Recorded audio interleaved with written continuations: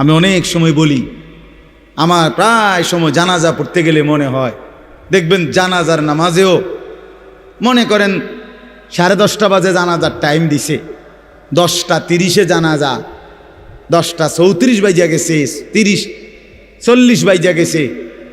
কিছু মানুষের এই পরিমাণ অস্থিরতা, এই মিয়া টাইম টেবিল ঠিক রাখো না, কইলা 10:30টায় জানাজা, 10টা মিনিট ওভার হয়ে গেছে, কতক্ষণ খাড় করায় রাখবা? মানে উনি ব্যস্ত, ওনার এই 10 মিনিট সময় নাই। আল্লাহর কসম বন্ধু, এই মানুষটাও এরকম ব্যস্তই ছিল। যে মানুষটার জানাজা হচ্ছে এখন, যার লাশ এখানে শোয়ানো, এই লোকটাও এমন ব্যস্তই ছিল। তার হাতেও একদিন সময় ছিল না। আজ গোটা পৃথিবী সব আগার জায়গায়, এই বেচারা শুধু নিস্তব্ধ। চোখের সামনের জলজ্জান্ত মানুষটা স্তব্ধ, আর হাত নড়ে না, পাও নড়ে না, আর চোখ নড়ে না, জিহ্বা নড়ে না।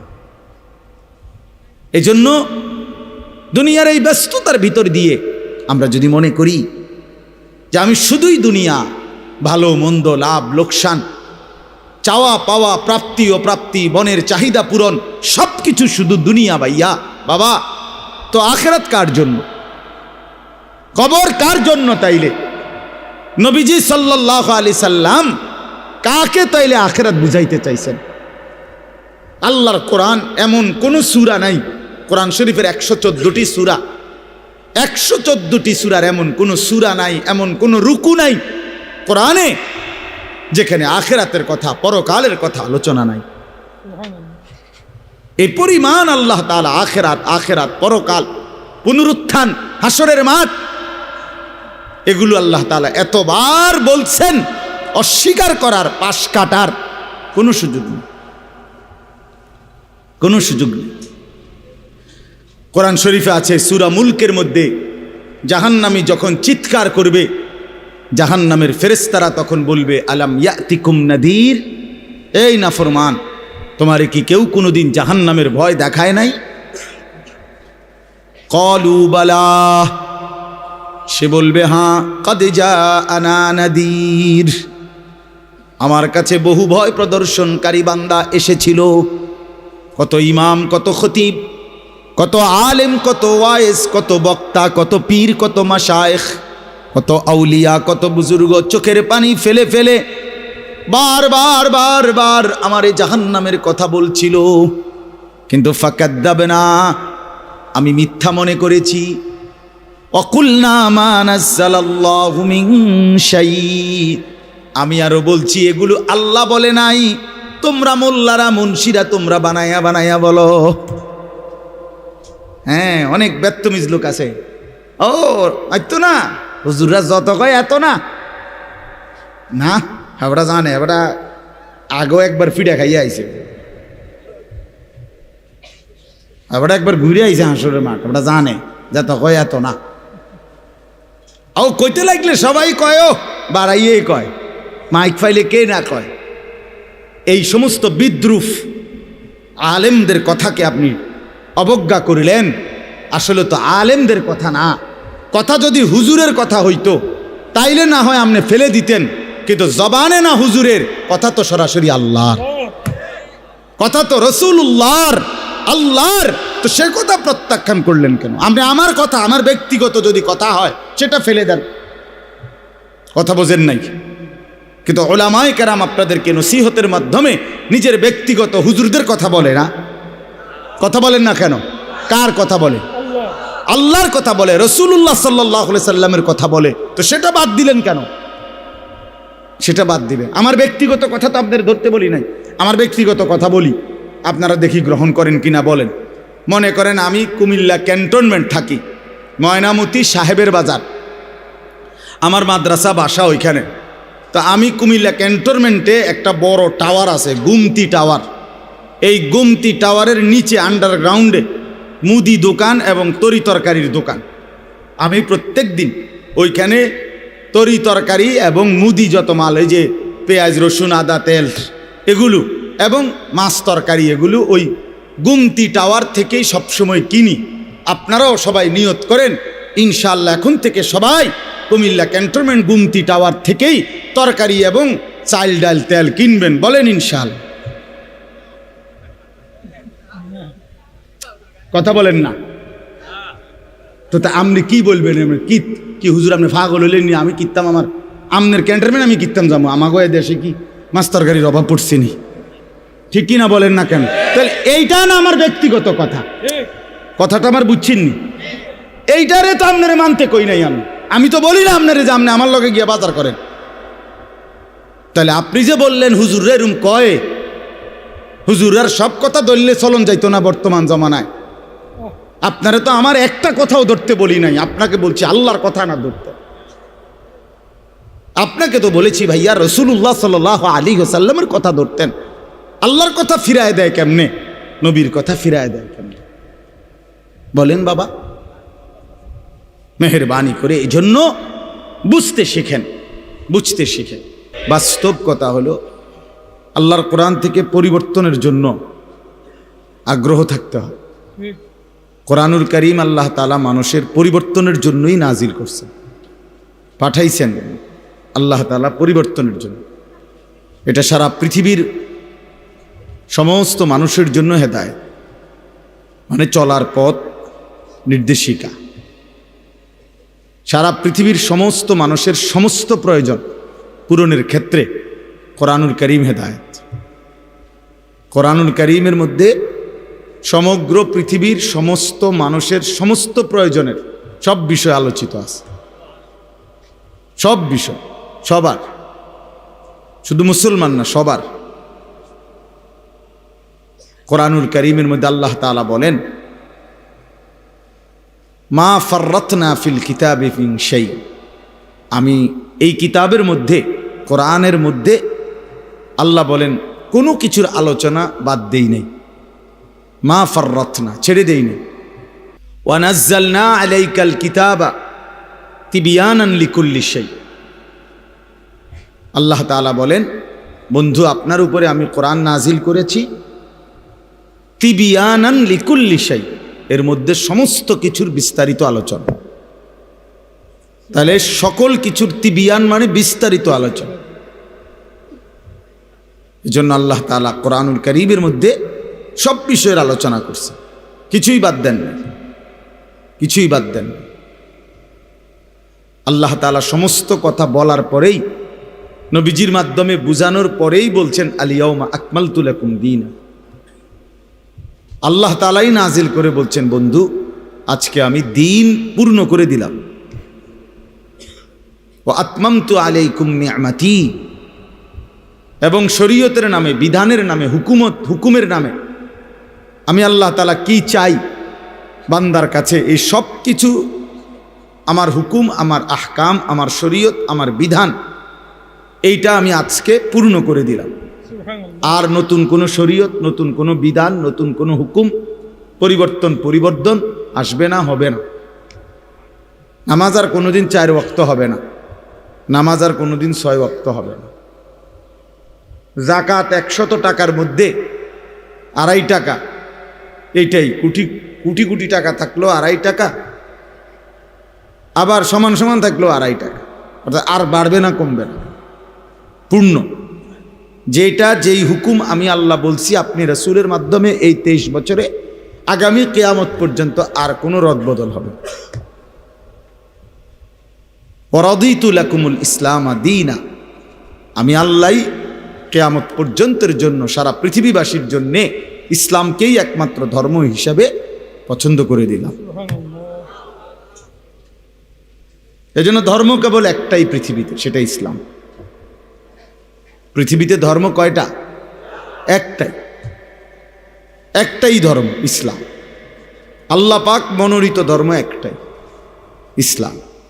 ইন্নাদ-দীনা ইনদাল্লাহিল ইসলাম, নিশ্চয়ই আল্লাহর নিকটে একমাত্র দিন ইসলাম।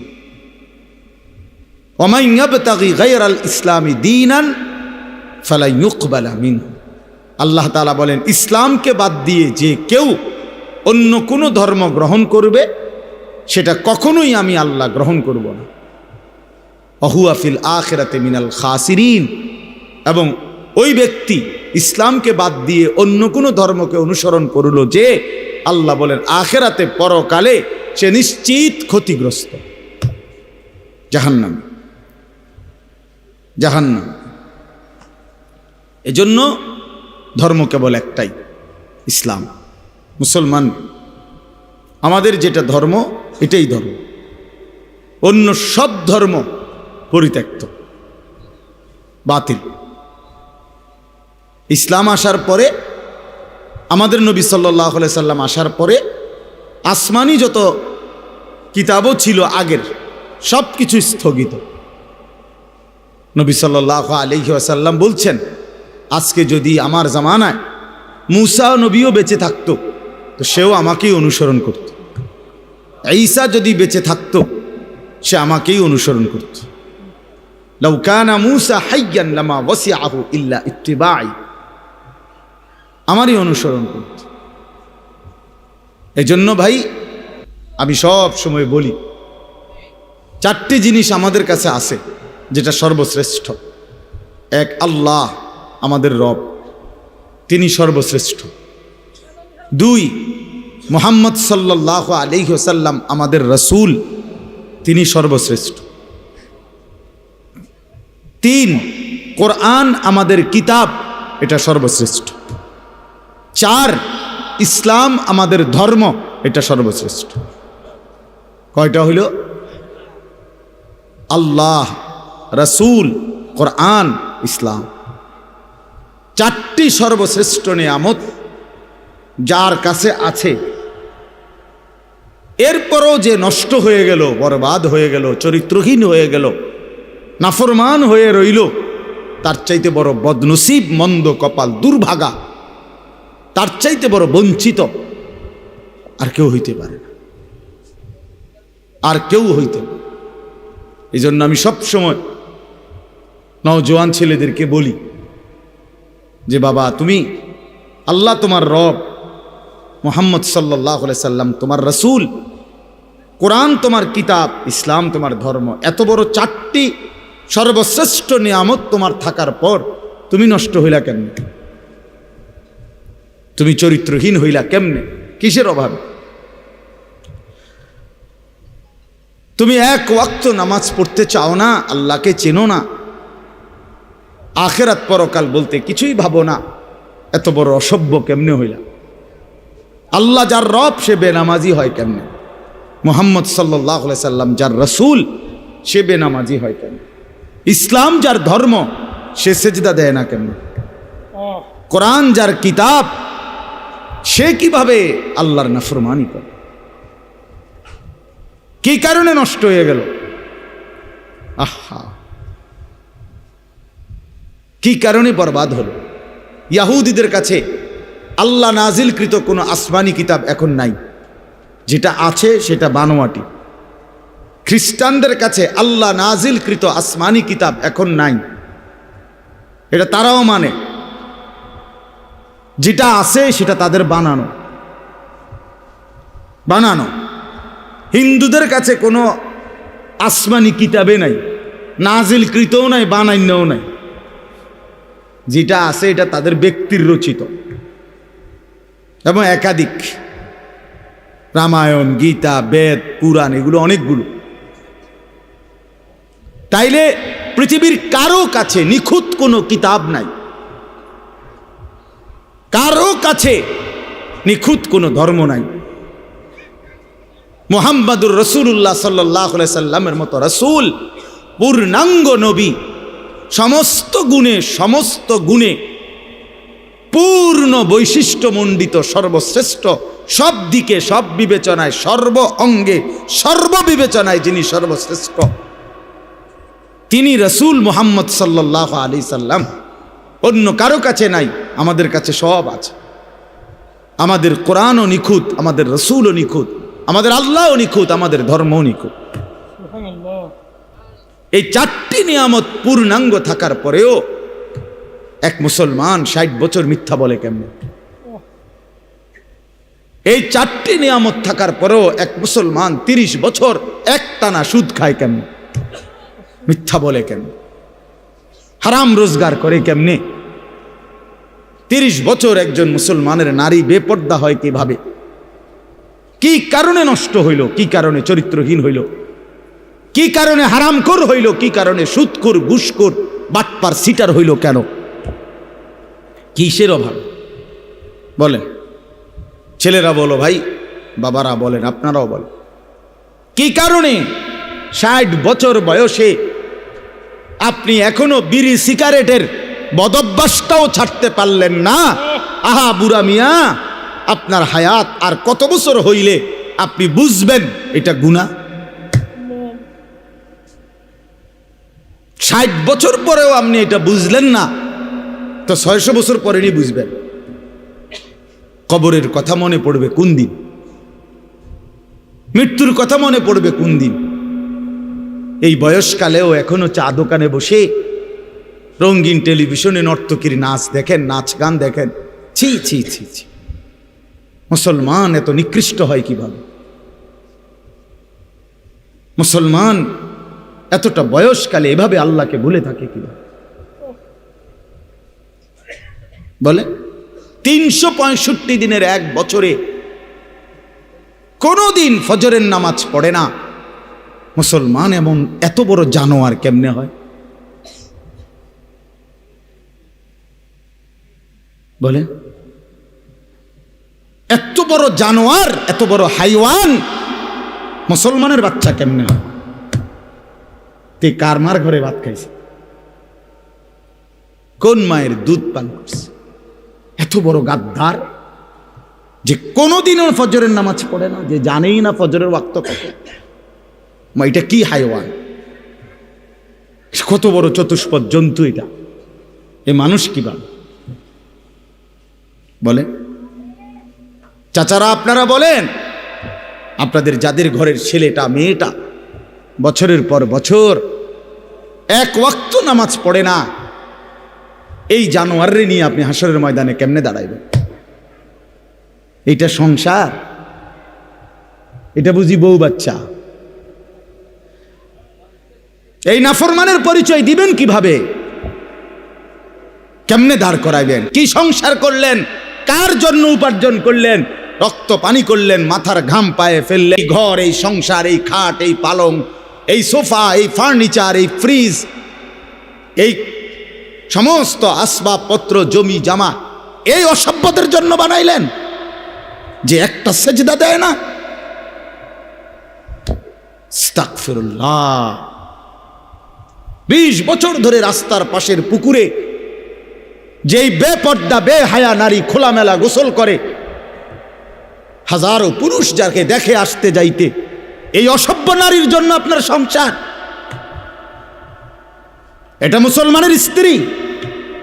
বলেন ওরে নিয়ে আখিরাতে কেমনে দাঁড়াবেন? কেমনে দাঁড়াবেন? সেই ঘর কেমনে মুসলমানের ঘর যে ঘরে নামাজ নাই, যে ঘরে সেজদা নাই, যে ঘরের প্রত্যেকের হাতে হাতে মোবাইল, যে ঘরে প্রত্যেক রুমে রুমে সারা রাত ছেলে মেয়ে নারী পুরুষ নাচ গান অস্থির ছবি দেখছে, যে মুসলমান প্রতিদিন ওজনে কম দেয়, প্রতিদিন কাস্টমারকে ঠকায়, প্রতিদিন হারাম রোজগার করে। ও ভাইয়া বলেন, বাবা বলেন, কেমনে দাঁড়াইবেন আখিরাতে? কিভাবে দাঁড়াবো আমরা? অকুল্লুহুম আতিহি ইয়াউমাল কিয়ামাতি ফারদা। রব্বুল আলামিন বলে, তোমাদের প্রত্যেককেই আমি আল্লাহর সামনে একজন একজন করে দাঁড়াইতে হবে, একজন একজন। ওয়ালা ইউসআলু হামিমুন হামিমা ইউবাসসারুনহুম। রব্বুল আলামিন বলেন, প্রত্যেক পরিচিত অপর পরিচিতকে হাসরের ময়দানে সচক্ষে দেখবে, কিন্তু কেউ কাউকে কিছুই জিজ্ঞেস করবে না। মা বাবাকে দেখবে, বাবা মাকে দেখবে, স্বামী স্ত্রীকে দেখবে, স্ত্রী স্বামীকে দেখবে, মা সন্তানকে দেখবে, সন্তান মাকে দেখবে, বাবা ছেলেদেরকে দেখবে, মেয়েকে দেখবে, ছেলে মেয়ে বাবাকে দেখবে, এলাকার বন্ধুরা স্বজনরা একজন আরেকজনকে দেখবে, হাসরের ময়দানে আমরা মনে করেন আপনারা এখানকার মানুষ, তো এই যে আপনারা এখন এনে মোটামুটি আপনারা যদি পরিচয় নেন তো একজন আর একজনকে চিনবেন মোটামুটি, ঠিক না? তো এই রুমই হাসরের মাঠ। এমন না যে আমার এই ইটালির মানুষের লোকে খাড় করাইব, না হেরার লোক আমার খাড় করাবো, কিন্তু আমি কি হেগো এলাকার মানুষ না। বুঝেন নাই কথাটা? পরিচিত জনরাই কাছাকাছি দাঁড়াবে, সবাই সবাই চিনবে। আল্লাহ বলছেন ইউবাসসারুনাহুম, সচক্ষে দেখবে একজন পরিচিত বন্ধু আরেকজনকে, আপনজন আপনজনকে দেখবে। কিন্তু ওয়ালা ইউসআলু, কেউ কাউকে এক বিন্দু ভালো মন্দ জিজ্ঞেস করবে। ইব্রাহিম আলাইহিস সালাম ইসমাইলকে ডাক দিবে না, নবীজি বলছে। ইয়াকুব আলাইহিস সালাম ইউসুফ আলাইহিস সালামকে ডাক দিবে না, ডাক দিবে না, কেউ না কেউ। ইয়াওয়াদ্দুল মুজরিমু লাউ ইয়াফতাদি মিন আযাবি ইয়াউমিইযিন বিবানিহি ওয়া সাহিবাতিহি ওয়া আখিহি ওয়া ফাসিলাতিহি আল্লাতী তু'যিহি ওয়া মান ফিল আরদি জামিআ সুম্মা ইউনজিহি। সাংঘাতিক কথা এটা। আল্লাহ বলে হাসরের ময়দানের ভয়ানক দৃশ্য দেখে নাফরমান পাপী বলবে আল্লাহকে, আল্লাহ আজকে এই হাসরের ময়দানে আমার সন্তান যারা তাদেরকে জাহান্নামে দিয়ে দেন, আমার স্ত্রীকে জাহান্নামে দিয়ে দেন, আমার ভাই বোনদেরকে জাহান্নামে দিয়ে দেন, আমার পাড়া পড়শিকে জাহান্নামে দিয়ে দেন, আমার এই পৃথিবীর সমস্ত মানুষকে জাহান্নামে দিয়ে দেন, তারপরও বিনিময়ে আমারে বাঁচায় দেন। সুম্মা ইউনজিহি, আল্লাহ বলবেন কাল্লা, না না ফরমান, কখনোই এটা হবে না। তোমার বিনিময়ে গোটা দুনিয়া দিলেও লাভ নাই, শাস্তি তোমাকেই ভোগ করতে হবে। ইন্নাহা লাযা, আল্লাহ বলেন এটা জাহান্নামের লেলিহান আগুন। নাজ্জাতাল লিশ-শাওয়া, জাহান্নামে যখন ফেলবে না ফরমান, প্রথম সেকেন্ডেই শরীর থেকে চামড়াটা খসায়া ফেলবে, খুলে ফেলবে, গলে গলে পড়ে যাবে।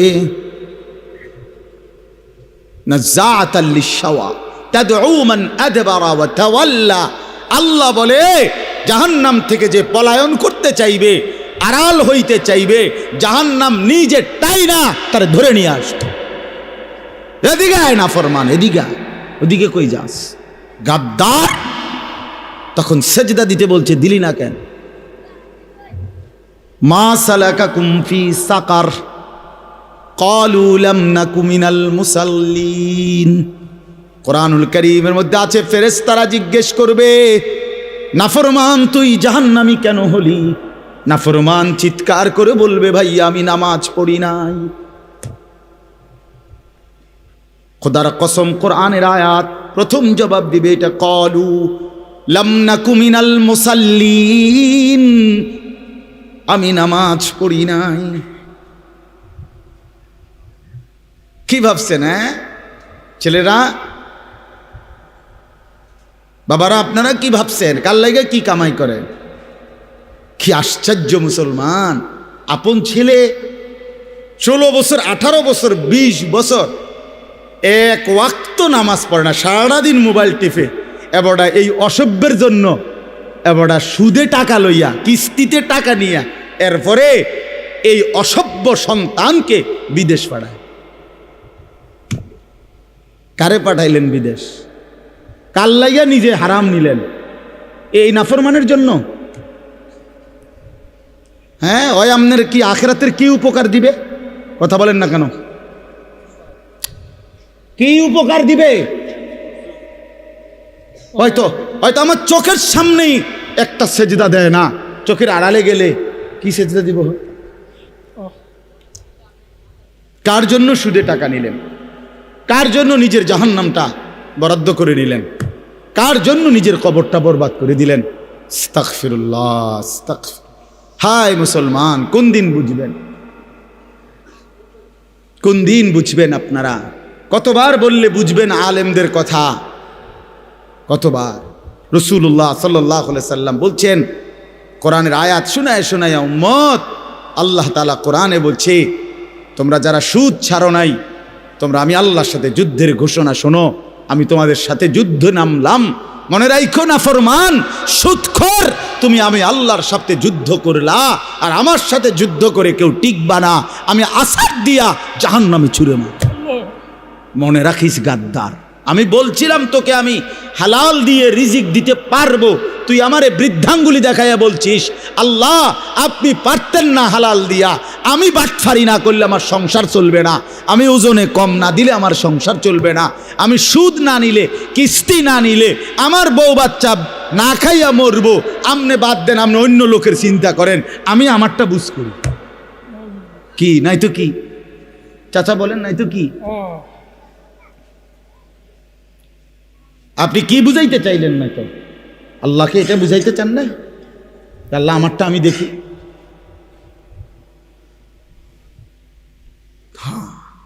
চলেন বাবা, ভাবতে শিখেন, বুঝতে শিখেন, নিজের ভালো শিখেন, হিসাব মিলান। ছেলেরা তোমরাও হিসাব মিলাও। ইন্না যারআ কাদ তুদরিকুহুল আহাতু ক্বাবলা আন ইয়াবলুগা। হাসান বসরি রহমতুল্লাহ আলাইহি যুবকদেরকে বলছে, যুবক মনে রেখো, সব ফুল, সব ফুল, সব ফল পরিপক্ক হয় না, পাকা পর্যন্ত যায় না, তার আগেই ঝরে যায় অনেক। বুঝেন নাই কথা? আম গাছে যে মুকুল ধরে, যতগুলো মুকুল মানে ফুল, ওই ছোট ছোট মুকুল কয় না এটারে, তো সবগুলোই তো আম হয়। কথা বলেন না কেন? সবগুলোই আম হয় না? তো তিনি এটাই বলছেন, সব ফুল পরিপক্ক হয় না, সব ফল পরিপক্ক হয় না, ঝরে যায়, ঝরে যায়। তার মানে সব কিশোর বুড়া হবে না, সব যুবক বুড়া হবে না, সব তরুণ বুড়া হবে না বাবা, তার আগেই কবরে চলে যাবে হাজারো লাখো কোটি। কোরআনে আল্লাহ বলছে, ওয়ানুকিররু ফিল আরহামি মা নাশাউ ইলা আজালিম মুসাম্মা। রব্বুল আলামিন বলেন, আমি মায়ের পেটে একটা নির্ধারিত সময় বাচ্চাটাকে রাখি। সুম্মা নুখরিজুকুম তিফলান, অতঃপর একটা ছোট্ট ফুটফুটে বাচ্চার আকারে মায়ের পেট থেকে বের করে আনি। সুম্মা লিতাবলুগু আশুদ্দাকুম, অতঃপর আমি আল্লাহ সেই বাচ্চাটার শরীরের মধ্যে শক্তি দিতে থাকি, আস্তে আস্তে তাকে সামনের দিকে আগাইতে থাকি। কিশোর, তরুণ, যুবক, হ্যাঁ, মাঝবয়সী, বৃদ্ধ, দুর্বল, এভাবে সামনের দিকে নেই। কিন্তু আল্লাহ রাব্বুল আলামিন বলেন, ওয়ামিনকুম মান ইউতাওয়াফফা মিন ক্বাবলু, সামনের দিকে নিতে নিতেই মাঝ পথে কিন্তু আমি অনেককেই মৃত্যু দিয়ে থাকি। সরাসরি কোরআনের আয়াত। ওয়ামিনকুম মান ইউরাদ্দু ইলা আরযালিল উমর, আবার অনেককেই আমি আল্লাহ একেবারে বৃদ্ধের শেষ বয়স পর্যন্ত পৌঁছাইয়া থাকি, কিন্তু সবাইকে না। সবাইকে কথা বলেন না কেন? কমপক্ষে যদি এতটুকু নিশ্চয়তা থাকতো যে মৃত্যু হবে নিশ্চিত, তবে 60-এর পরে, তাইলেও তো একটা কথা ছিল। মৃত্যু হবে নিশ্চিত, তবে 50-এর পরে, মৃত্যু হবে নিশ্চিত, তবে 40-এর পরে। তো এরকম নিশ্চয়তাও কি আছে কি বাবা? ছেলেরা বলো ভাই, আছে কি এমন? তো কেন তামাশা করছো? তুমি স্বীকার করলেও মরে যাবা, স্বীকার না করলেও মরে যাবে। চোখ বন্ধ রাখলেও কবরে যাইতে হবে, চোখ খোলা রাখলেও কবরে যাইতে হবে। কি বলেন? রাজপ্রাসাদের মানুষটাও মরে যাবে, কুড়ে ঘরের মানুষটাও মরে যাবে, সুখের খাবার যার মুখে সেও মরে যাবে, ভিক্ষার থালা যার হাতে সেও মরে যাবে। যাবে না? তো যেটা নিশ্চিত অনিবার্য বাস্তবতা, যেই মৃত্যুকে আড়াল করার, অস্বীকার করার, পাশ কাটার কোনোই ব্যবস্থা নাই, কোনোই ব্যবস্থা নাই। না না ক্ষমতা দেখাইয়া, না কাইন্দা কাইটা, কোনো সিস্টেম নেই। ক্ষমতা দিয়েও মৃত্যুকে ঠেকানো যাবে না, কাইন্দা কাইটাও কি করা যাবে না মৃত্যুকে। তো যেটা নিশ্চিত সেটাকে ভুলে যাওয়া কেন ভাই? কেন ভুলে যাব আমরা? আল্লাহ নবী সাল্লাল্লাহু আলাইহি ওয়াসাল্লামের যেই হাদিস আমি পড়ছি, এটাই নবীজি বলছেন, আকসিরু যিকরা হাদিমিল লাযযাত, আমার উম্মত প্রতিদিন বেশি বেশি ওই জিনিসটাকে স্মরণ করো যেটা তোমার সমস্ত স্বাদ আহ্লাদ সমস্ত ব্যস্ততা সব কিছুকে স্তব্ধ করে দিবে। সব কিছু, সেটার নাম মৃত্যু। হাদিসে আছে মৃত্যু সব কিছু বন্ধ করবে। তোমার নাক, তোমার চোখের দৃষ্টি, তোমার কানের শ্রবণ শক্তি, তোমার জবানের উচ্চারণ, তোমার জিহ্বার স্বাদ, তোমার হাতের নড়াচড়া, তোমার ব্যস্ততার এই জিন্দিগি স্তব্ধ করে দিবে।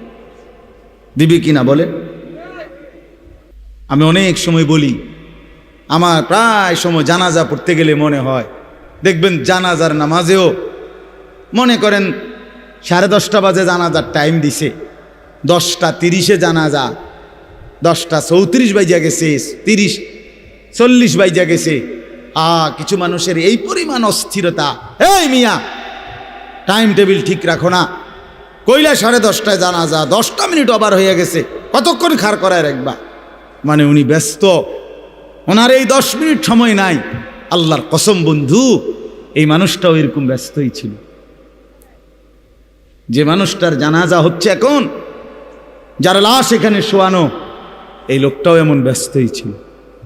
তার হাতেও একদিন সময় ছিল না। আজ গোটা পৃথিবী সব আগার জায়গায়, এই বেচারা শুধু নিস্তব্ধ। চোখের সামনের জলজ্জান্ত মানুষটা স্তব্ধ, আর হাত নড়ে না, পাও নড়ে না, আর চোখ নড়ে না, জিহ্বা নড়ে না। এজন্য দুনিয়ার এই ব্যস্ততার ভিতর দিয়ে আমরা যদি মনে করি যে আমি শুধুই দুনিয়া, ভালো মন্দ, লাভ লোকসান, চাওয়া পাওয়া, প্রাপ্তি অপ্রাপ্তি, মনের চাহিদা পূরণ, সব কিছু শুধু দুনিয়া ভাইয়া, বাবা তো আখিরাত কার জন্য?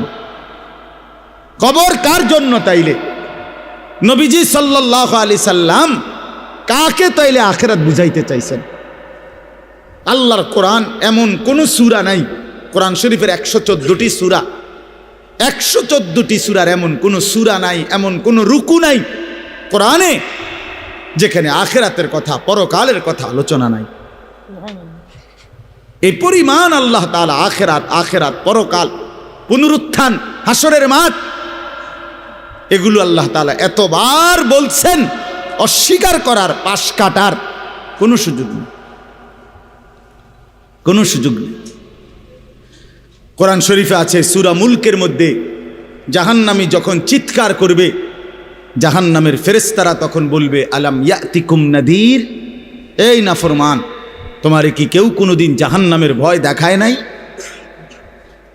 ক্বালু বালা, সে বলবে হ্যাঁ, কদ জাআনা নাদির, আমার কাছে বহু ভয় প্রদর্শনকারী বান্দা এসেছিল। কত ইমাম, কত খতিব, কত আলেম, কত ওয়াইজ, কত বক্তা, কত পীর, কত মাশায়েখ, কত আউলিয়া, কত বুজুর্গ চোখের পানি ফেলে ফেলে বারবার আমার এই জাহান্নামের কথা বলছিল, কিন্তু ফাকাদ্দাবনা, আমি মিথ্যা মনে করেছি। ওয়াকুলনা মা নাযালাল্লাহু মিন শাই, আমি আরো বলছি এগুলো আল্লাহ বলে নাই, তোমরা মোল্লারা, মুন্সিরা তোমরা বানায়া বানায়া বলো। হ্যাঁ, অনেক বেত্তমিজ লোক আছে, ও এত না, হুজুররা যত কয় এত না, না হাবড়া জানে, হাবড়া আগেও একবার ফিডা খাইয়া আইছে, হাবড়া একবার ঘুরে আইছে হাসরের মাঠ, হাবড়া জানে যত কয় এত না।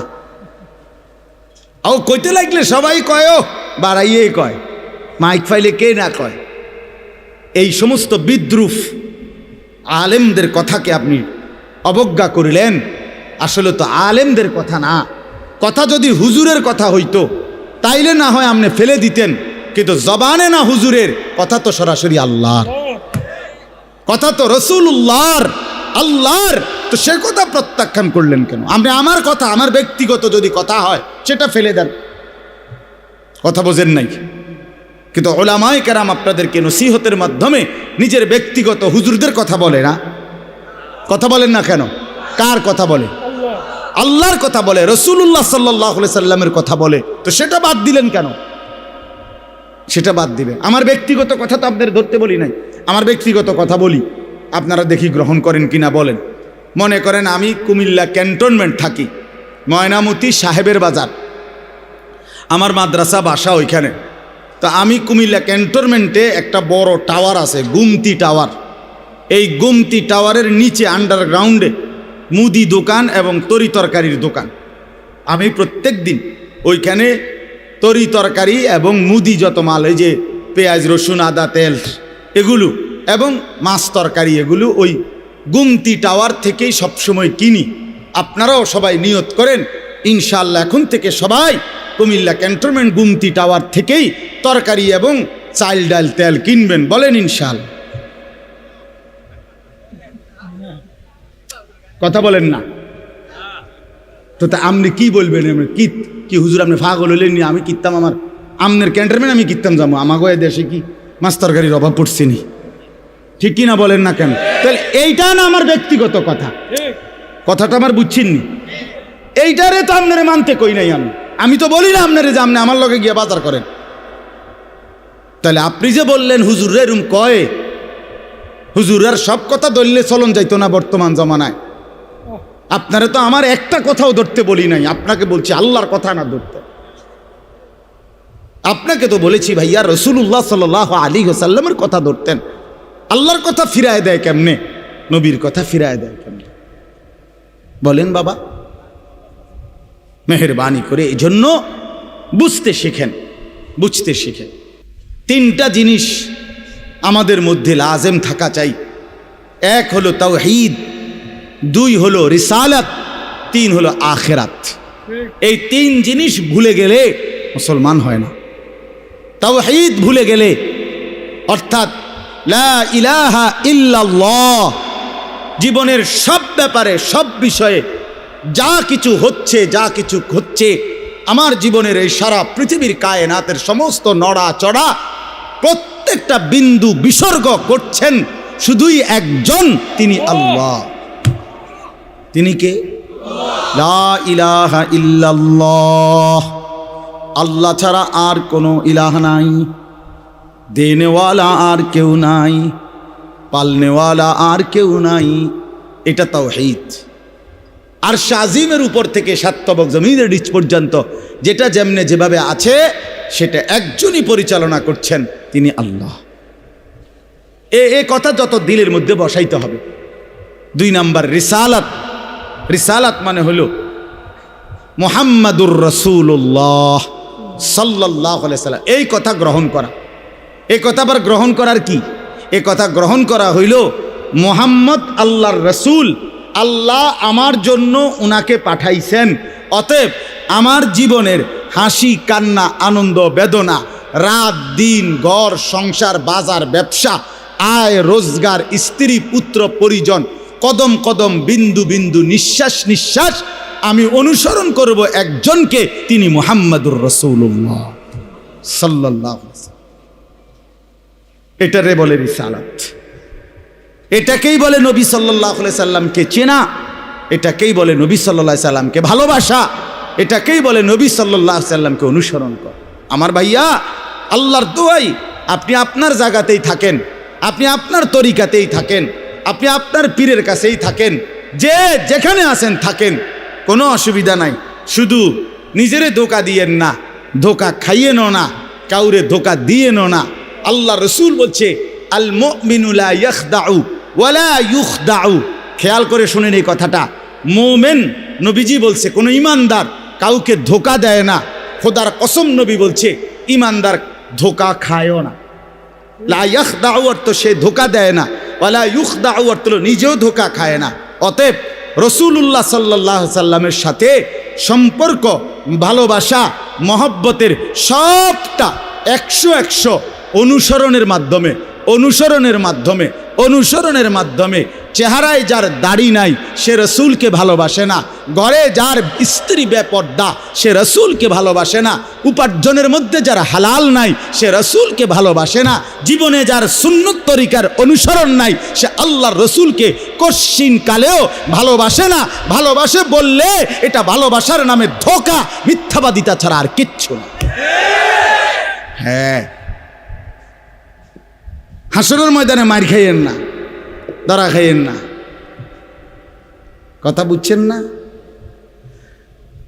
এখানে গাছ জোর দেখাইয়া হয়তো আমনে চিৎকার দিয়া হুঙ্কার দিয়া এই কইয়া সেই কইয়া খাইয়া দাইয়া বিরানিয়ে খিচুড়িয়ে মিল্লা পার হইয়া গেলেন আর কি। কিন্তু কবর আখেরাত এত সুজান। আখেরাত হাসরের মাঠ মামুর বাড়ি না, হাসরের মাঠ নানার বাড়ি না, আমনের চাচার শ্বশুর বাড়ি না। হাসরের মাঠ সেই মাঠ ১৬ লক্ষ আম্বিয়া আদম থেকে মুহাম্মদ সাল্লাল্লাহু আলাইহি সাল্লাম পর্যন্ত সমস্ত নবী রসুল যে মাঠের ভয়ে আল্লাহর কাছে দিবানিশি কাঁদছেন, সেই মাঠের নাম হাসরের মাঠ।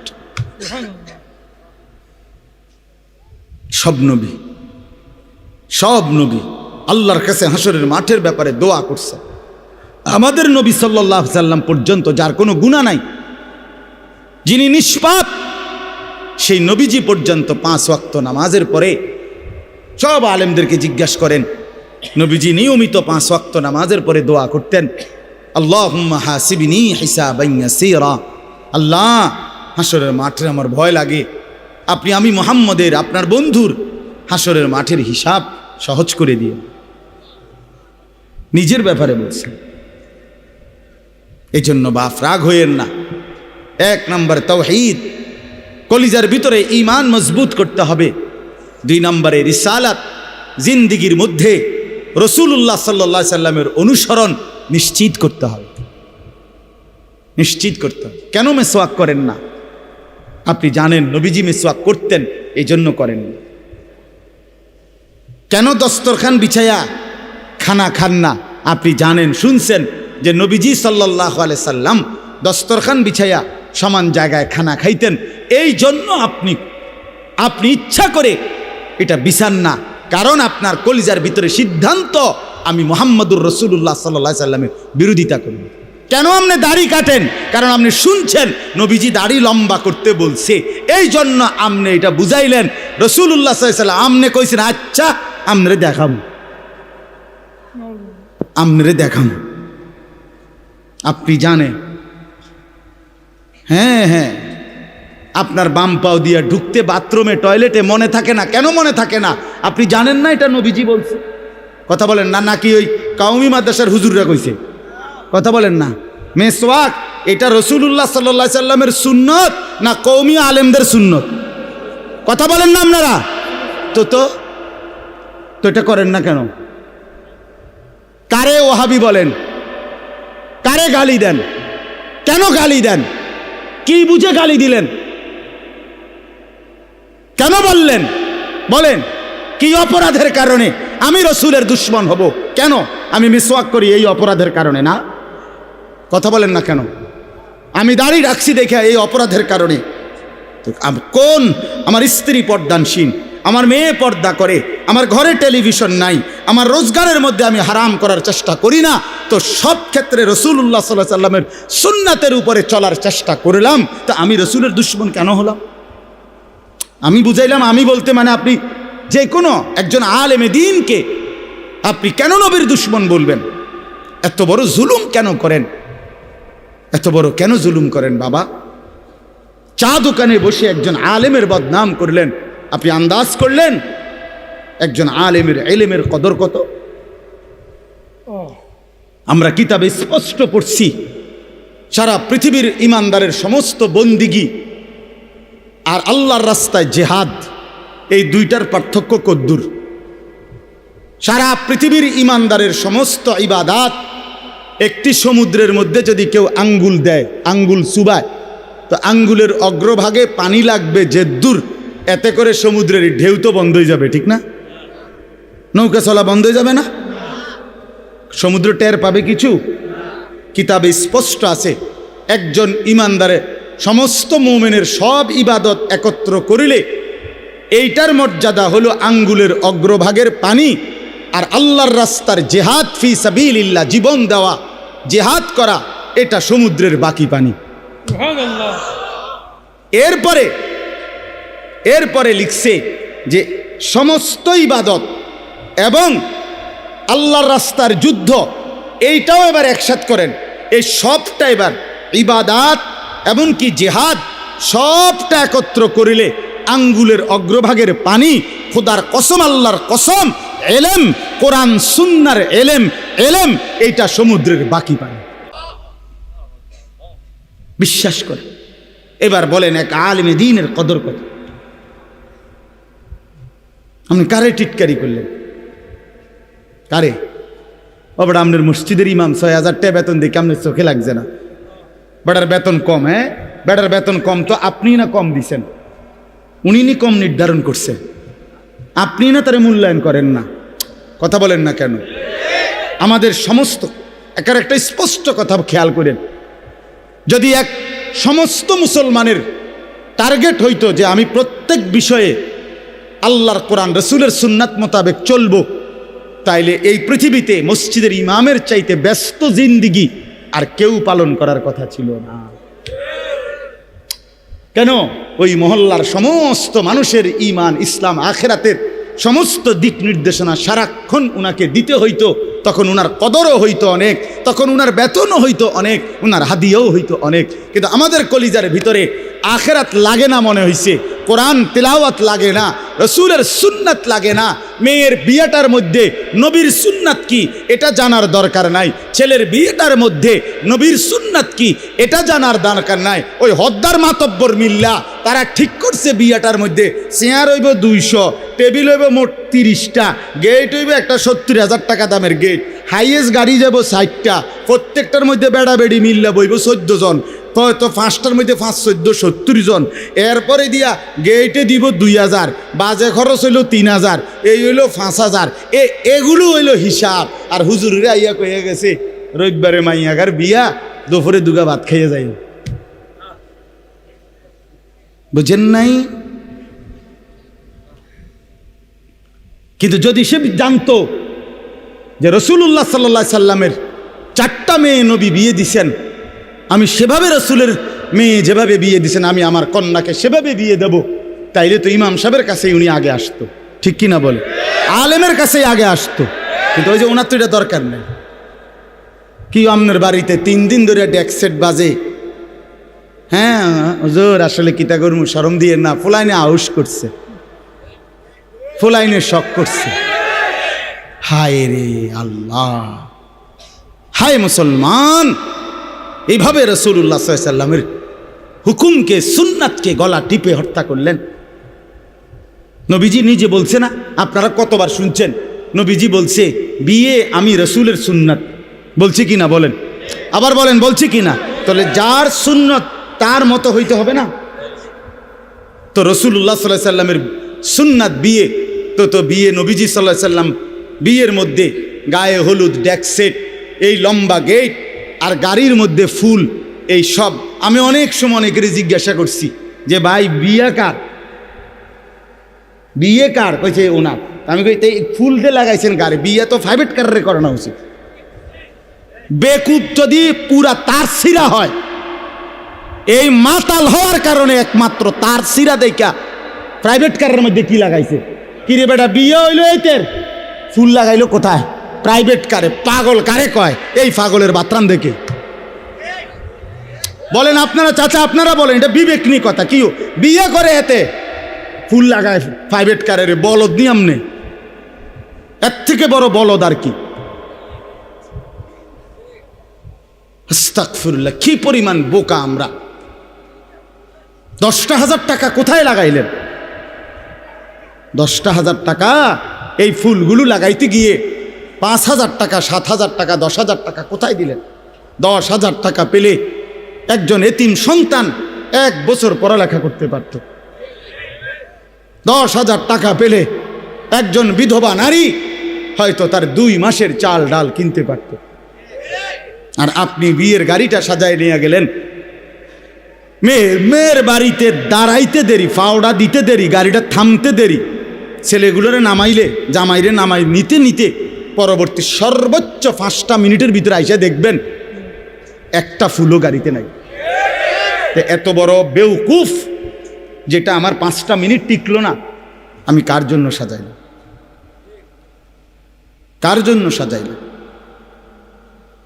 এই জন্য বাবা 1 নাম্বার বললাম, আল্লাহর প্রতি তাওহীদ। আর 2 নাম্বার হলো পুরা জিন্দিগি রাসূলুল্লাহ সাল্লাল্লাহু আলাইহি সাল্লামকে অনুসরণ করা। 3 নাম্বার হলো আখিরাত। সব কিছুর ক্ষেত্রে ফিকির করবেন। আপনি আমি সবাই মৃত্যুর মাধ্যমে আখিরাতের দিকে যেতে হবে। কিসের দিকে? হ্যাঁ, মৃত্যু মানে শেষ না, মৃত্যু মানে সমাপ্তি না, মৃত্যু মানে শেষ না বাবা। মৃত্যু মানে আখিরাত, পরকালের জিন্দিগি, পরবর্তী অধ্যায়, নতুন অধ্যায়ের শুরু, নতুন অধ্যায়ের শুরু। এই জন্য আখিরাতকে ভুললে জীবনের কোনো অর্থ থাকে না। আখিরাতকে ভুললে মানুষ আর মানুষ থাকে না। বিশ্বাস করেন, পরকালের অনুভূতি যার নাই, কবরের অনুভূতি যার নাই, হাসরের ময়দানের বিবেক যার নাই, আল্লাহর কসম ওই ব্যক্তির জীবনের কোনো নিয়ন্ত্রণ নাই। সে যা ইচ্ছা তাই করে, জন্তু জানোয়ার যা করে। সমস্ত মানুষ যারা অপরাধ থেকে বেঁচে থাকে এবং পুণ্যকর্ম উত্তম কাজে লেগে থাকে, তার একটা মূল ফিকির তার কলিজার ভিতরে এটা আছে, আমি গুনাহ থেকে বাঁচতে হবে, আমি নেক কাজ করতে হবে। কেন? আমাকে আখিরাতে যেতে হবে। কথা বলেন না কেন? যে গুনাহ থেকে বাঁচে, কেন বাঁচে? আখিরাত আছে। যে নেক কাজ করে, কেন করে? আখিরাত, আখিরাত আছে, আখিরাত আছে। এই জন্য এই 3 জিনিস শেখা দরকার, কলিজার মধ্যে আনা দরকার। তাওহীদ, রিসালাত, আখিরাত। বলেন কি? তাওহীদ মানে লা ইলাহা ইল্লাল্লাহ, বলেন। রিসালাত মানে মুহাম্মাদুর রাসূলুল্লাহ, আর আখিরাত মানে পরকাল। এখন আসেন শেষ অংশে। আখিরাতের এই পুরা আখিরাতের পরকালের জিন্দিগিটার উদ্বোধন, শুরু মৃত্যু। মৃত্যুর মাধ্যমেই শুরু হয়। এই আমি শুধু যে আয়াতটুকু পড়ছি আপনাদেরকে শুধু তর্জমা শুনাই। আল্লাহ তাআলা বলেন, দুনিয়ার জীবনে, এই অল্প একটু আর দুনিয়ার জীবনে যেই মানুষটা আল্লাহর নাফরমানি, অবাধ্যতা, রসুলের বিরোধিতা, কোরআন সুন্নার বিরোধিতা, আল্লাহর হুকুমের বিরোধিতা করে কাফের, মুশরিক, বেঈমান, নাফরমান, পাপী হয়ে জিন্দিগিটা কাটাইছে, আল্লাহ তাআলা বলেন তার আখিরাত যে কঠিন হবে এটার প্রথম প্রমাণ হলো তার মৃত্যুর মুখে গিয়া আজরাইল মালাকুল মউত যখন আসবে, আল্লাহর কসম আল্লাহ বলেন তার মৃত্যুর যন্ত্রণাটা হবে অত্যন্ত ভয়ানক। এটা দিয়েই শুরু হবে। সে মালাকুল মউত আজরাইলকে দেখেই আর তার রুহু কবচ দেখেই সে বুঝে ফেলবে তার পরবর্তী স্টেজ বড় বিপজ্জনক, তার সামনের জিন্দিগি বড় বিপজ্জনক। আল্লাহ তাআলা বলেন সমস্ত নাফরমান ব্যক্তির জান কবজের মুহূর্তটা খুব বেশি যন্ত্রণাদায়ক, খুব বেশি যন্ত্রণাদায়ক, খুব বেশি। এই যন্ত্রণার সিস্টেম হইল, নবীজি বলছেন প্রত্যেক নাফরমান পাপী, হাদিসের মধ্যে আছে নেককার ব্যক্তি ফেরেশতা আজরাইল অত্যন্ত সুন্দর আকৃতিতে নেককার ব্যক্তির কাছে আইসা তার রুহু কবজের সময় বলবে, হে পবিত্র আত্মা, আল্লাহর সন্তুষ্টি নিয়ে তুমি বের হয়ে আসো। আল্লাহ রাসূল সাল্লাল্লাহু আলাইহি সাল্লাম বলেন কোনো পাত্র থেকে পানি যেভাবে ঢেলে দেয়, এইটা যেরকম আরামসে পড়ে যায়, বের হয়, আল্লাহর কসম নবীজি বলেন নেককার ব্যক্তির রুহুটা মালাকুল মউত আজরাইলের হাতে এরকম আরামসে চলে আসে। আর আল্লাহ নবী সাল্লাল্লাহু আলাইহি সাল্লাম বলেন কোন নাফরমান পাপী এক নম্বরে তার মৃত্যুর সময় প্রথম হইল ফেরেশতা মালাকুল মউত আজরাইল অত্যন্ত নিকৃষ্ট, বিভৎস, কুৎসিত চেহারা নিয়ে তার সামনে দাঁড়াবে। আমার কাছে আরবি কিতাব আছে, ইমাম কুরতুবির কিতাব আত-তাযকিরা, এই কিতাবের মধ্যে আছে ইব্রাহিম আলাইহিস সালাম একবার আজরাইলকে বলছিল, আজরাইল কোনো নাফরমান পাপী ব্যক্তির যে সময় জান কবজ করো তখন তুমি যেই চেহারা নিয়ে তার সামনে দাঁড়াও ওইটা আমার একটু দেখাও। কিতাবে আছে আজরাইল বলছে ইব্রাহিম আলাইহিস সালামকে যে আল্লাহর কসম আপনি সহ্য করতে পারতেন না, ইব্রাহিম আলাইহিস সালাম বলেন, না তুমি আমারে দেখাও, আমি দেখুমই। তো আজরাইল ওই আকৃতিটা ধারণ করছে। কোনো পাপীর রুহু কবজের সময় উনি যেই চেহারা ধরে, অত্যন্ত নিকৃষ্ট কুৎসিত চেহারা। তো কিতাবে স্পষ্ট আছে, ইমাম কুরতুবী বলেন ইব্রাহিম আলাইহিস সালাম চিৎকার দিয়া বেহুশ হয়ে গেছে।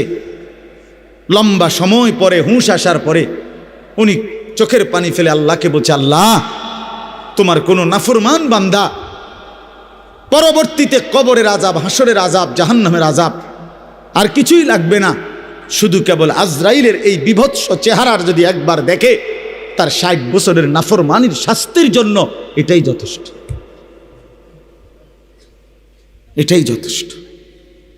আল্লাহ নবী সাল্লাল্লাহু আলাইহি সাল্লাম বলছেন, কোরআনে আল্লাহ বলছেন, এই মালাকুল মউত আজরাইল যখন কোনো পাপী নাফরমানের জান কবজ করতে আসবে, তো প্রথম এই কলিজাটার ভেতর থেকে যে রুহু আছে, এই কলজার ভিতরে, কলবের ভিতরে যে রুহ, এই রুহুটা ধরে টান মারবে যখন, একটা টানে কলিজাটা ছিঁড়া, রুহুটা ছিঁড়া এই কণ্ঠনালী পর্যন্ত চলে আসবে।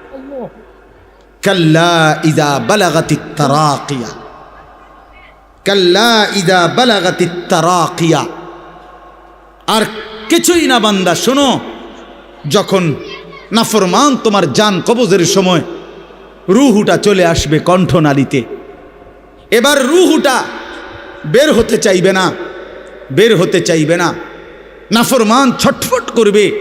আর ফেরেশতা আজরাইল, ফেরেশতা ছিঁড়া বিরা কোনো জিনিসকে, কোনো ধারালো লোহা, শিক, এটা যদি আগুনের মধ্যে, আপনার আগুনে পোড়ানো জিনিসের মধ্যে টান দেয়, তাইলে যেরকম ছিঁড়া ভিড়া আসে, আল্লাহর কসম, আল্লাহ রসুল বলছে, আজরাইল যখন রুহু ধরে আবার টান মারবে, তো সমস্ত শরীর ছিন্ন ভিন্ন করে এই রুহু বের করে আনবে।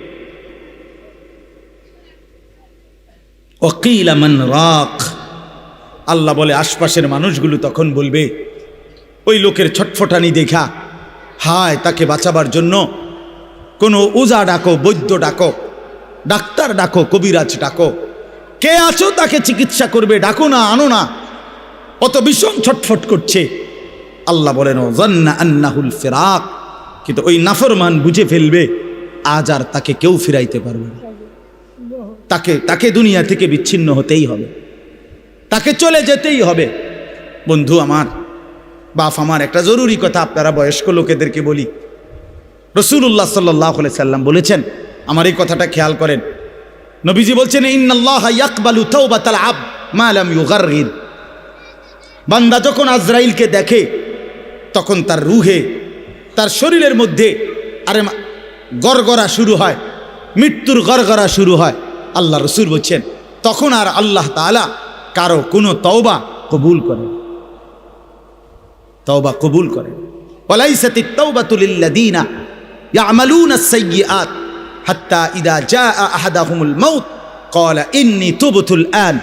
আল্লাহ বলেন, যে মৃত্যু পর্যন্ত নাফরমানি করে গেছে, যখন মৃত্যুর মুখে আজরাইল আসছে, এখন বলতেছে, আল্লাহ আমি তওবা করলাম। আল্লাহ বলেন, ওয়ালাইসাতিত তাওবা, এমন তওবা আমি আল্লাহ গ্রহণ করব না।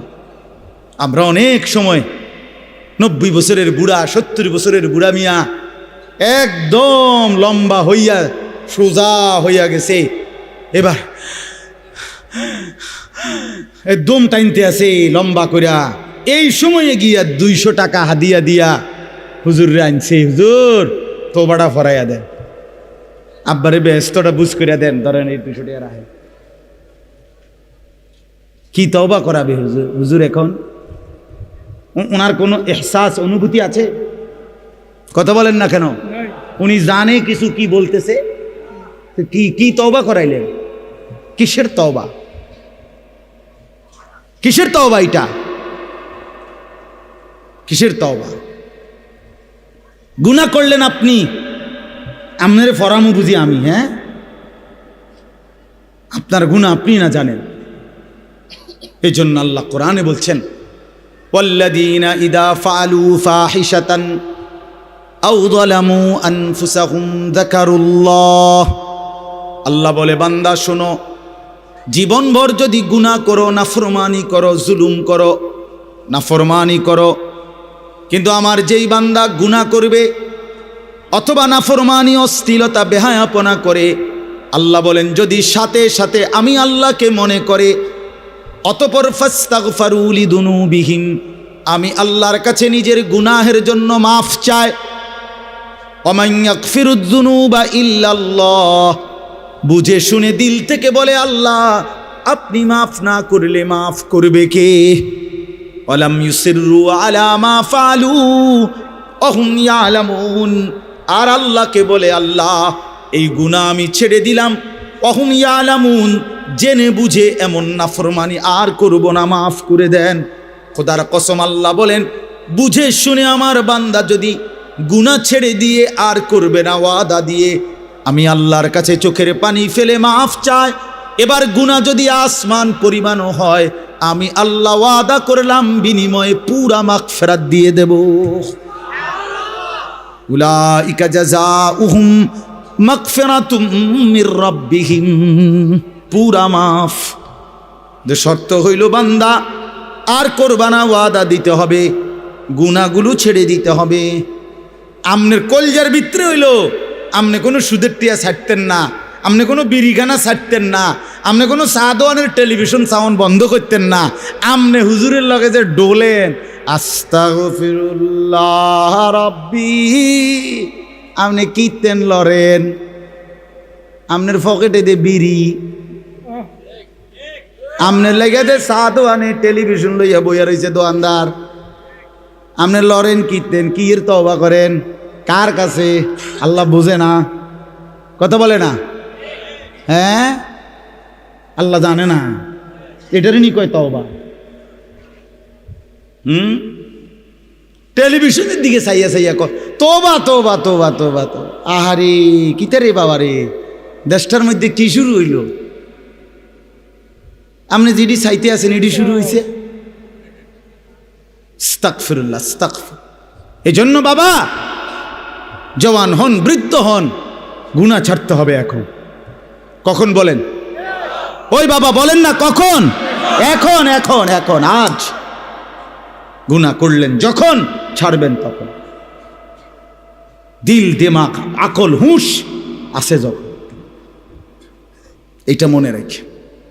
আল্লাহ তাআলা বলেন ওয়াযান্না আন্নাহুল ফিরাক, আশপাশের লোকজন তো ডাক্তার কবিরাজ লইয়া ডাকাডাকি করছে, কিন্তু সে বুঝে ফেলছে তাকে দুনিয়া থেকে আলাদা হবে, আর থাকতে পারবে না। ওয়ালতাফাতিস সাকু বিসাক, আল্লাহ তাআলা বলেন ভয়ে আর আতঙ্কে নাফরমান পাপী জান কবজের সময় তার দুইটা পাও মিলাইবার মতো ক্ষমতাও আর তার থাকবে না। পায়ের দুইটা গোসা গোড়ালি এইটা পর্যন্ত কদ্দুর লাগানো অথবা সরানো এই ক্ষমতাটাও থাকবে না। এতটা ভয়ে আতঙ্কে পাও নিয়ে পড়ে থাকবে যে পায়ের গোসা গোড়ালিটা পর্যন্ত নাড়াইতে পারবে। ইলা রব্বিকা ইয়াউমা ইদিনিল মাসাক, আর এই অবস্থাতেই তাকে আল্লাহ তাআলার কাছে পৌঁছতে হবে। কার কাছে বলেন না? এবার দেখেন এই কথাটা ছেলেরা তোমরা শোনো, শুনো, চাচারাও শোনেন, নওজোয়ান তোমরাও শোনো। চারটা আয়াতে কোরআনুল কারীমে আল্লাহ বলছেন, মোট 4 জায়গায়, যে আল্লাহ বলছেন মৃত্যুর যন্ত্রণা নাফরমানের অত্যন্ত কঠিন। এই জান কবজের সময় একেবারে সব সিরালাবে। তো এইটা আল্লাহ বলছেন মৃত্যুর যন্ত্রণা সবচেয়ে বেশি কঠিন, যে মৃত্যুর রুহু কবজের এটা কার হবে, কার জান কবজের সময় যন্ত্রণা হবে কঠিন। আল্লাহ বলছেন ফালা সাদ্দাকা ওয়ালা ইলা রব্বিকা ইয়াউমা ইদিনিল মাসাক ফালা সাদ্দাকা ওয়ালা সাল্লা। কেন মৃত্যু যন্ত্রণা হচ্ছে, কেন তার রুহুটা ছিঁড়াবিরা নিতেছে? আল্লাহ বলেন কারণ হলো আমার এই নাফরমান বান্দা 1 নম্বরে আমি আল্লাহর কথায় বিশ্বাস করে নাই, 2 নম্বরে ওয়ালা সাল্লা 5 ওয়াক্ত নামাজ আদায় করে না। এই জন্য আমি আল্লাহর কসম দিয়ে হাত জোড় করে বলি, ভাইয়া আমার, বন্ধু আমার, ছেলেরা আমার, তোমরা যারা নামাজ পড়ো না, আল্লাহর কসম কবর হাসর আখেরাত মিজান তো কষ্ট হবেই, মৃত্যুর মুখে তোমাদের রুহু কবজের সময়ও ভীষণ কষ্ট হবে, কষ্ট পাইবা। খুব বেশি দিন না, ফালা সাদ্দাকা ওয়ালা সাল্লা ওয়ালাকিন কাযযাবা ওয়া তাওয়াল্লা। আল্লাহ বলেন বরং সে আমার কথা মিথ্যা মনে করেছে আর আমি আল্লাহর হুকুম থেকে মুখ ফিরাই নিছি। আমি ডাকি এদিকে, সে যায় ওইদিকে। আজান হয় মসজিদে, নাফরমান যায় বাজারে। মসজিদে জামাত চলে, নাফরমান চা দোকানে বসে বসে গপ মারে।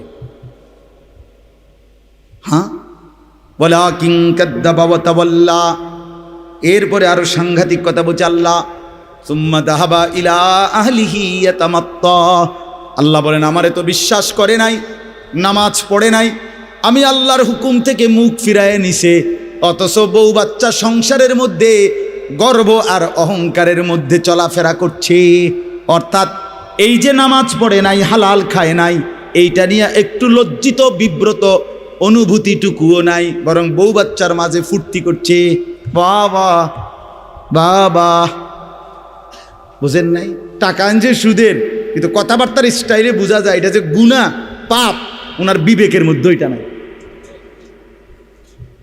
রোজগারটা যে হারাম, টাকা যাতে ওজনে কম দেওয়া টাকা, টাকাটা যে কিস্তির টাকা, টাকাটা যে সুদের টাকা, টাকাটা যে অবৈধ রোজগার, এটা যে অন্যায়, এইটাও তার বিবেকে নাই। বউ বাচ্চা নিয়ে এভাবে ফুর্তি আনন্দে আসে, মনে হয় যেন পাপগুলোকে তার আর পাপই মনে হয় না, অপরাধগুলোকে আর অপরাধী মনে হয় না।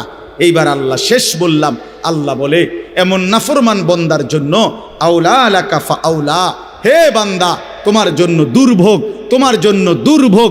সুম্মা আউলা আলাকা ফা আউলা, আবারও বলছি আল্লাহ বলে তোমার জন্য দুর্ভোগ, তোমার জন্য দুর্ভোগ। 4 বার বলছেন, 4 বার। তোমার জন্য লাঞ্ছনা, তোমার জন্য লাঞ্ছনা, তোমার জন্য লাঞ্ছনা, তোমার জন্য লাঞ্ছনা। কয়বার? তোমার জন্য কষ্ট, কষ্ট, কষ্ট, কষ্ট। তোমার জন্য দুর্ভোগ, দুর্ভোগ, দুর্ভোগ, দুর্ভোগ। এই 4 বার বললেন কেন? তাফসীরের মধ্যে লিখছে, 1 বার জান কবজের সময় দুর্ভোগ, 2 নম্বরে কবরে দুর্ভোগ, 3 নম্বরে হাসরের ময়দানে দুর্ভোগ, 4 নম্বরে জাহান্নামে দুর্ভোগ। কয়টা হইল? জান কবজের সময় কষ্ট পাইবা, কবরে কষ্ট পাইবা, হাসরের ময়দানে কষ্ট পাইবা, জাহান্নামে কষ্ট পাইবা। কয়খানে?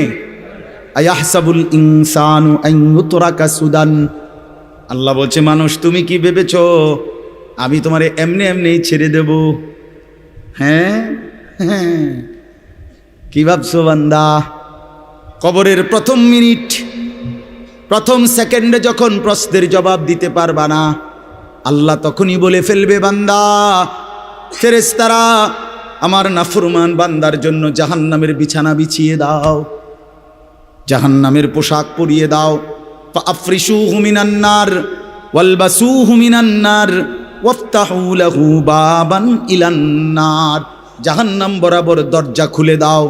আল্লাহর নবী বলেন ফেরেশতারা যখন নাফরমানকে জাহান্নামের মধ্যে রেখে চলে যাবে, আরে কবরের মধ্যে রেখে চলে যাবে, কবরের ডান পাশের মাটি একটা চাপ দিবে বাম দিকে চলে যাবে, বাম দিকের মাটি ডান দিকে চলে আসবে। আল্লাহর নবী বলেন হাত্তা তাখতালিফা আদলাউহু, ডান পাশের হাড্ডি পাজর ভাঙ্গা চুরচুর হয়ে বাম দিকে চলে যাবে, বাম পাশের হাড্ডি পাজর ভাঙ্গা বন্ধু ডান দিকে চলে আসবে। প্রথম মিনিটেই হাড্ডির শরীর চুরচুর হয়ে যাবে। আল্লাহ ছাড়বে না, আমারেও না আপনারেও না, বিশ্বাস করুন। দুনিয়া আল্লাহ তাআলা তো শাস্তির জায়গা না, আল্লাহটা বলছে তো আমি এটা শাস্তির জায়গা না, এটা পরীক্ষার জায়গা। কথা বোঝেন নাই? দুনিয়া কিসের জায়গা? এই জন্য ছাড় দেই না। আমি যদি ডেইলির ফিডে ফিরতাম তো তুমি তো মাথা টিকতা না।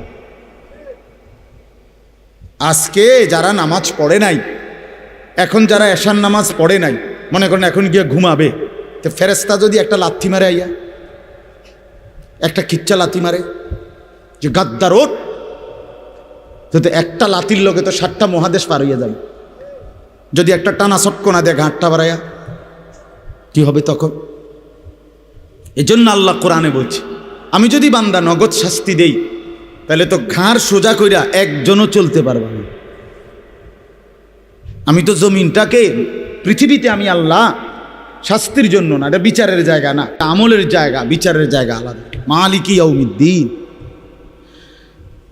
চলেন রাত গভীরে, অনেক রাত হইছে, আমরা আপনাদের কাছে বলার চেষ্টা করলাম, নিজেরা ধাক্কাধাক্কি না করেন, বুঝতে শিখেন। এই হুজুররা কয় তো ভালোই, আসলে কথাটি ভালো বলছে, আমরা লাগিয়াই কইছে, কিন্তু পারি না। হ্যাঁ, আহা পারি তো না। বাবারা, চাচারা, এই সমস্ত ফাজিলি কথা বলিয়েন না, এই সমস্ত মস্কারি কথা বললেন না যে পারি না। পারবেন না কেন? আপনি পারবেন না কেন? পারবেন না। আপনি এই 60 বছরে কি কম কিছু পারছেন? আপনি 60 বছরে হুদা চিড়া খাইছেন? পারবেন না কেন? অবশ্যই পারবেন। আপনি নিয়ত করেন, আমার ছেলেকে নামাজ পড়াবো, মেয়েকে নামাজ পড়াবো, নাতি নাতনিকে নামাজ পড়াবো, আল্লাহর কোরআন শিখাবো, স্ত্রী সন্তানকে পর্দা পুশিদা করাবো। আপনি ফয়সালা নিয়ে ফিকির করেন, না বুঝলে ওলামায়ে কেরাম থেকে জিজ্ঞেস করেন যে হুজুর আমি কেমনে কি বলতাম, কেমনে কি করতাম।